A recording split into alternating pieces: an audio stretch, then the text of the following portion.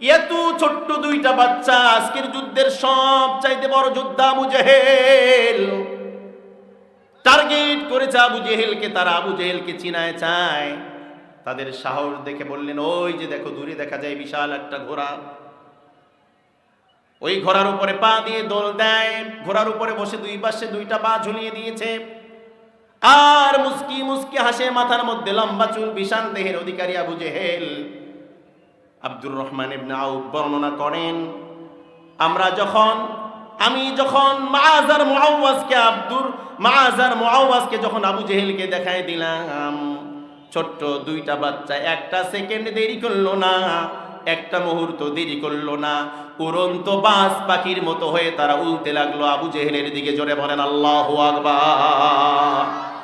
সাহাবাদের মধ্যে যখন বলা হলো কে আছো কাবার চত্বরে গিয়ে কুরাইশদেরকে, বেঈমানদেরকে একটু কোরআন শোনাবা, আল্লাহর কালাম শোনাবা, হযরত আব্দুল্লাহ ইবনে মাসউদ দাঁড়িয়ে গিয়ে বলল আমি শোনাবো। আব্দুল্লাহ ইবনে মাসউদ তাই করলো। সর্বপ্রথম কাবার চত্বরে, কাবার আঙ্গিনায় আব্দুল্লাহ ইবনে মাসউদ চলে গেল। সকালবেলা আল্লাহর কালাম, আল্লাহর কোরআন কাবার চত্বরে উচ্চ স্বরে তেলাওয়াত করলো। আল্লাহু আকবার। প্রথমত যখন তেলাওয়াত শুরু করে, বেঈমানেরা মনে করলো হয়তোবা আরবি কোন কবিতা কেউ কাবার আঙ্গিনায় পাঠ করে, কিন্তু তেলাওয়াত যখন বেশি হলো, লম্বা হলো, কাফের বেঈমানেরা আরবি বুঝতো, আরবি সাহিত্য বুঝতো, তারা বুঝলো না রে না, এটা কোনো আরবি কবিতা নয়, এটা স্বয়ং আল্লাহ রব্বুল আলামিনের কালাম, যেটা মুহাম্মাদের উপর নাজিল হয়। আল্লাহু আকবার। কাফের বেঈমানেরা বরদাস্ত করতে পারলো না। বাড়ি থেকে বের হয়ে আব্দুল্লাহ ইবনে মাসউদকে তারা পাকড়াও করলো, ধরে ফেললো, গণপিটনি দিল। আব্দুল্লাহ ইবনে মাসউদ মায়ের খায়, কোরআন তেলাওয়াত করা বাদ দেয় না, মায়ের খায়, কোরআন তেলাওয়াত করা বাদ দেয় না, ছেড়ে দেয় না। নরধম আবু জেহেল বরদাস্ত করতে পারলো না। আব্দুল্লাহ ইবনে মাসউদকে হাত উঠায় সজনে একটা থাপড় লাগায় দিল। গালের মধ্যে না কানের মধ্যে একটা চর লেগে গেল। আব্দুল্লাহ ইবনে মাসউদের কানের পর্দা ফেটে গেল, কান দিয়ে রক্ত দরদর করে বের হলো। আব্দুল্লাহ ইবনে মাসউদ সঙ্গে সঙ্গে জমিনের মধ্যে লুটিয়ে পড়ল। আল্লাহু আকবার বলেন। আব্দুল্লাহ ইবনে মাসউদ মায়ের খেয়েছেন, কোরআন তেলাওয়াত বাদ দেন নেই।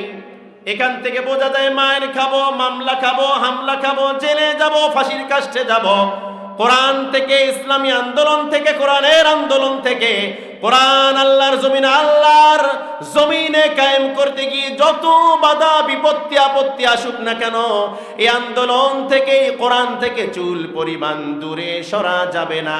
কথা বলেন ঠিক কিনা? শিক্ষা দিয়েছেন আব্দুল্লাহ ইবনে মাসউদ। যখন তিনি জমিনের মধ্যে পড়ে গেল, তখনই কোরআন তেলাওয়াত স্টপ হয়ে গেল, বন্ধ হয়ে গেল। একটু পর যখন হুঁশ ফিরে এলো, আব্দুল্লাহ ইবনে মাসউদ আল্লাহর কাছে দোয়া করলো, আল্লাহ, কোরআন তেলাওয়াত করার অপরাধে আবু জেহেল এত জোরে কানের মধ্যে লাথি মারলো, আল্লাহ সহ্য করতে পারি নাই গো আল্লাহ, আমার কানের পর্দা ফেটে গিয়েছে, কানটা ঠসা হয়ে গিয়েছে, আল্লাহ এই দুনিয়ার মধ্যে আবু জেহেলের শাস্তিটা তুমি দিয়ে দিও। আল্লাহ রাব্বুল আলামিন দোয়া কবুল করে নিলেন। বদরের ময়দানের যুদ্ধের ডাক আসলো। দুইজন ছোট্ট সাহাবা মুআজ আর মুআওয়াজ মায়ের কাছে বায়না ধরল, আফরার ছেলে মায়ের কাছে বায়না ধরল, মা গো, আজকে যদি বাবা বেঁচে থাকতো, যুদ্ধের ময়দানে যেত, হয়তো বা শহীদ হতো, নয়তো গাজী হতো। মা গো, অনুমতি দাও, আমরা যুদ্ধের ময়দানে যেতে চাই, আল্লাহর নবীর সাথে বদর প্রান্তে যেতে চাই। মা বলল, বাবা তোমরা ছোট মানুষ, আল্লাহর নবী তোমাদেরকে নিবে না। ছোট্ট বাচ্চা দুইটা বলল, মা গো, শুনেছি মায়ের দোয়া সন্তানের জন্য কবুল হয়ে যায়। ও মা, তুমি দোয়া করে দাও যাতে করে আল্লাহর নবী আমাদেরকে যুদ্ধের ময়দানে নিয়ে যায়। তখনও যুদ্ধের ময়দানে যাওয়ার জন্য সিরিয়াল নেওয়া হচ্ছে, নামের লিস্ট নেওয়া হচ্ছে। ছোট্ট দুইটা বাচ্চা গিয়ে হাজির হয়ে গেল। ডাক দিয়ে বলল, ইয়া রাসূলুল্লাহ, ইয়া হাবিবাল্লাহ, আমরা দুইজন ছোট্ট মানুষ, আপন দুই ভাই মাআজ আর মুআওয়াজ, আপনার কাছে আসছি গো রাসূল। বদরের ময়দানের যুদ্ধ শুরু হয়ে যাবে, মেহেরবানি করে আমাদের ছোট্ট দুইটা মানুষকে যুদ্ধের ময়দানে নিয়ে যান, আমরাও যুদ্ধ করতে চাই। বিশ্ব নবী মুস্কি হাসি দিয়ে বলল, বাবারা, আমরা তো বদর প্রান্তে যাচ্ছি, যুদ্ধের মধ্যে যাচ্ছি, আমরা খেলা খেলতে যাচ্ছি না। তোমাদের খেলার বয়স, তোমরা খেলা খেলো, যুদ্ধে যাওয়ার দরকার নাই। দুইটা ছোট্ট বাচ্চা বারবার অনুরোধ করল আল্লাহর নবী, আল্লাহর নবী মুহাম্মদ সাল্লাল্লাহু আলাইহি ওয়াসাল্লাম, আমাদের ইচ্ছা আল্লাহর জমিনে দ্বীন কায়েম করতে গিয়ে জানটা আল্লাহর জমিনে দিয়ে দেব, মেহেরবানি করে আমাদেরকে নেন। আকতি মিনতি অনুরোধ, চোখের পানি। বিশ্বনবী বরদাস্ত করতে পারল না, বলল, ঠিক আছে, দুজনের মধ্যে যে বড় তাকে নিলাম, ছোট ভাইকে নেওয়া যাবে না। ছোট ভাই ডাক দিয়ে বলল, ও আল্লাহর নবী মুহাম্মদ সাল্লাল্লাহু আলাইহি ওয়াসাল্লাম, আমার বড় ভাই 2 বছরের বড়, শক্তি একটু বেশি, চেহারা বেশি। আমি ছোট জন্য মনে করেছেন আমার শক্তি কম, হিম্মত কম। আমার বড় ভাইয়ের চাইতে আমার শক্তি বেশি আছে। আল্লাহর নবী মুস্কি হাসি দিলেন আর বললেন, লাগো দেখি 2 ভাই, ছোট ভাই যদি বিজয় হয় ছোট ভাইকেও যুদ্ধের ময়দানে নিয়ে যাব। জিহাদের ময়দানে যাওয়ার জন্য তাদের কি তামান্না, আশা, আকাঙ্ক্ষা। আর আমরা জিহাদের কথা শুনতে পারি না, আমরা শুধু কান্নার কথা শুনতে চাই। কান্না দিয়ে ইসলাম কায়েম হয় নাই। ইসলাম কায়েম হয়েছে রক্ত দিয়ে, ঘাম দিয়ে, নিজের জীবন দিয়ে। সাহাবারা ইসলাম কায়েম করেছে, কোরআনের রাজ মক্কা মদিনার জমিনে প্রতিষ্ঠিত করেছে। বাংলার জমিনেও প্রয়োজন যদি হয় ইসলাম ও কোরআনের রাজ প্রতিষ্ঠা করতে গিয়ে জীবন দেওয়ার প্রয়োজন হলে কারা কারা রাজি আছেন? 2 হাত তুলে আল্লাহর দেখায় দেন।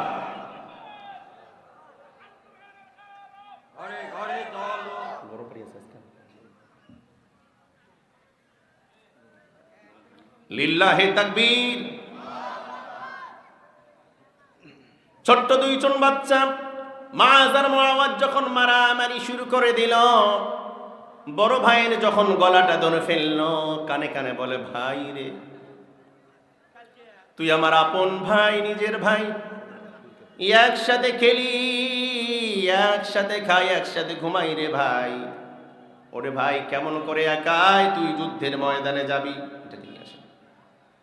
কেমন করে আমাকে ছেড়ে যুদ্ধের ময়দানে যাবি রে ভাই? নানু বাড়ি গিয়েছিলাম, একসাথে গিয়েছিলাম, একসাথে খাই, একসাথে ঘুমাই, একসাথে খেলি রে ভাই। ওরে ভাই, তুই বড়, স্বাভাবিক শক্তিটা তোর একটু বেশি হবে, এটাই স্বাভাবিক রে ভাই। ওরে ভাই, শক্তিটা একটু কমাই দাও, তোমাকে জমিনের উপরে ফেলায় যখন তোমার বুকের উপরে চলে বসবো, আল্লাহ রাসূল দেখতে পারবে আমি ছোট হলেও শক্তিতে কম না, আমার শক্তি আছে, হিম্মত আছে। আল্লাহর নবী তো তোমাকে নিয়েই নিয়েছেন এই যুদ্ধের ময়দানে যাওয়ার জন্য, অন্তত আমি ফার্স্ট হতে চাই। বড় ভাই বিষয়টা বুঝতে পেরে বড় ভাই শক্তি কমায় দিল, ছোট ভাইয়ের নিচের মধ্যে পড়ে গেল, তলের মধ্যে পড়ে গেল। ছোট ভাই বুকের উপরে চলে বসে তাকবীর দিল, আল্লাহর নবী ডেকে মুস্কি হাসি দিল আর বলল, ঠিক আছে, তোমাদের শক্তির চাইতে তোমাদের নিয়ত বেশি, হিম্মত বেশি, মনোবল বেশি। 2 ভাইকে বদর ময়দানের জন্য আমি নবী নিয়ে নিলাম। জোরে বলেন আল্লাহু আকবার। কি মজার ঘটনা! ছোট্ট ছোট্ট মানুষ আজকে ওয়াজের বাণীতে কান খুলে শোনো। ছোট্ট 2টা মানুষ মায়ের কাছে চলে গেল, খুশিতে বাকবাকুম হয়ে গেল। মাকে বলল, মা গো, যুদ্ধের ময়দানে তো নাম নিয়ে নিয়েছে আল্লাহ রাসূল আমাদেরকে, মা গো, তোমার দোয়া কবুল হয়েছে, মা গো, বিদায় দাও গো মা, বিদায় দাও। দুনিয়ার মধ্যে যদি দেখা নাও হয়, জান্নাতের মধ্যে দেখা হবে গো মা। গরিব মানুষ, বাড়ির মধ্যে তরবারি নাই, ঢাল নাই, যুদ্ধের পোশাকও নাই বাড়ির মধ্যে। বর্ণনার মধ্যে আসছে, মা দোয়া করে ছোট্ট 2টা ভাইকে ছোট্ট দুইটা খেজুরের গাছের ঠাল, শুকনা খেজুরের গাছের ঠাল হাতের মধ্যে দিয়েছে। আবার আর এক বর্ণনার মধ্যে আসছে তীর দিয়েছে, তরবারি দিয়েছে। ছোট্ট দুইটা ভাই যখন যুদ্ধের ময়দানে চলে গেল, আব্দুর রহমান ইবনে আউফের পাশে দাঁড়িয়ে গেল। আব্দুর রহমান ইবনে আউফকে ডাক দিয়ে বলল, চাচা যান, আজকের বদরের ময়দানে যুদ্ধ শুরু হয়েছে, আমরাও যুদ্ধ করতে আসছি গো চাচা। এই কথা বলার সঙ্গে সঙ্গে আব্দুর রহমান ইবনে আউফ বারবার তাদের চেহারার দিকে তাকায়, কেমন করে সম্ভব এত ছোট বাচ্চা দিয়ে যুদ্ধ। আব্দুর রহমান ইবনে আউফ বললেন, আমি একটু অনীহা প্রকাশ করলাম, কেমন জানি লাগলো।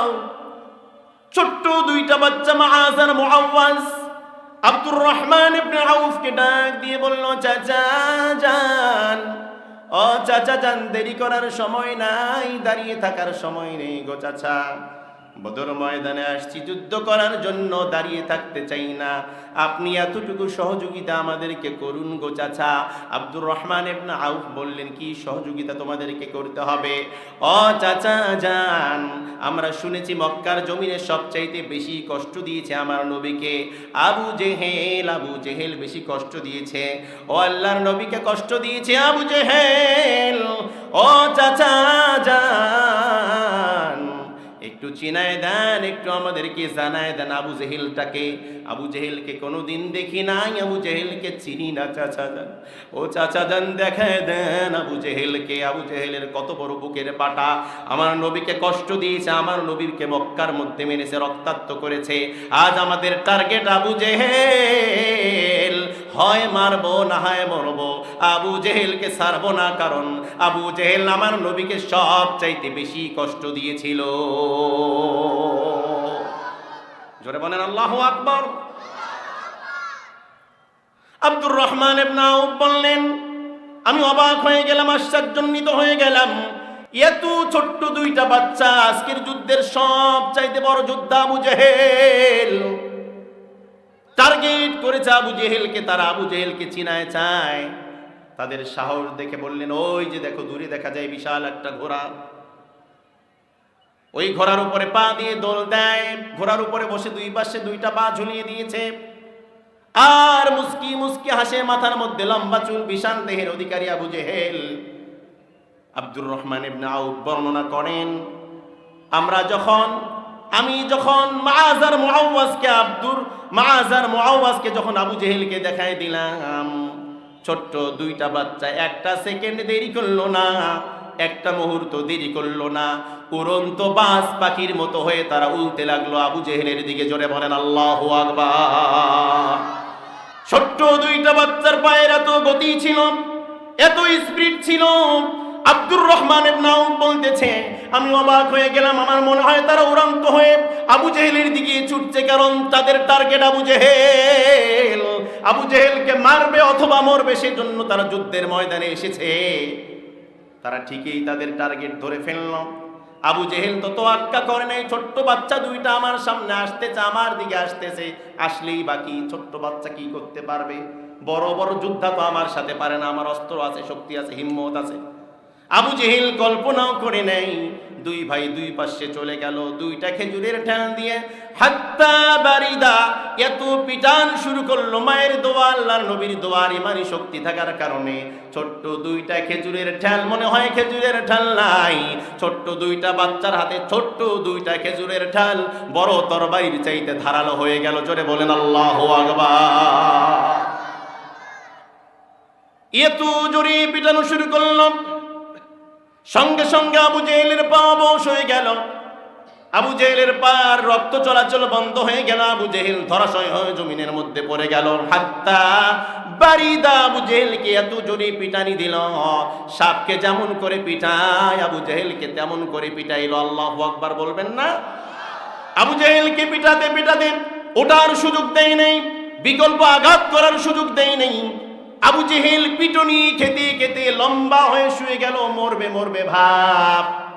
এমন সময় মনে আছে কি আপনাদের, আব্দুল্লাহ ইবনে মাসউদ রাদিয়াল্লাহু তাআলা আনহু চলে আসলো। আল্লাহু আকবার। ওই যে মক্কার মধ্যে দোয়া করেছিলেন, আল্লাহ কোরআন তেলাওয়াত করার অপরাধে আবু জেহেল আমার কানের মধ্যে থাপড় দিয়ে কানটা ঠসা করে দিল। আল্লাহ মক্কার কাবার আঙ্গিনায় দোয়া করলাম, আবু জেহেলকে দুনিয়ার মধ্যেই তার শাস্তি দিও। আল্লাহু আকবার বলেন। আব্দুল্লাহ ইবনে মাসউদ সুযোগটা হাতছাড়া করলো না। দুই ভাই মারতি একেবারে সাপের মতো লম্বা করে ফেলেছে। আব্দুল্লাহ ইবনে মাসউদ গিয়ে তরবারিটা বের করে আবু জেহেলের গলা বরাবর একেবারে পোষ মারলেন, একেবারে সঙ্গে সঙ্গে গলাটা দুখণ্ডিত হলো, জাহান্নামের কীট জাহান্নামে চলে গেল। আল্লাহু আকবার। আল্লাহর কাছে দোয়া কবুল হয়ে গেল। আব্দুল্লাহ ইবনে মাসউদ কাল্লাটা দুখণ্ডিত শুধু করলো না, আব্দুল্লাহ ইবনে মাসউদের যে কানটা ঠসা করে দিয়েছিল ওই কানের মধ্যে তরবারি ঢোকাই দিল, টারা টারা করলো, রশি লাগালো, আর টানতে টানতে মাথাটা আল্লাহর নবীর কাছে নিয়ে গেল। শুধুমাত্র কোরআন তেলাওয়াত করার অপরাধে আব্দুল্লাহ ইবনে মাসউদকে মক্কার আঙ্গিনায় থাপড় দিয়েছিল, পিটনি দিয়েছিল, রক্তাক্ত করেছিল। যারা এই কোরআনওয়ালাদের গায়ের মধ্যে হাত দেয়, আলেমদের গায়ের মধ্যে হাত দেয়, ইন্নাল উলামা ওয়ারাসাতুল আম্বিয়া, নবীদের ওয়ারিস আলেম উলামার গায়ের মধ্যে যারা হাত দেয়, আবু জাহেলের বিচার যেমন মক্কার জমিনে হয়েছিল, তেমনি করে আলেম উলামার গায়ের মধ্যে হাত দেওয়ার কারণে এই দেশের স্বৈরাচার জালিম হাসিনার বিচার বাংলার জমিনেই হবে। হবে কথা বলেন ঠিক কিনা মুসলমান?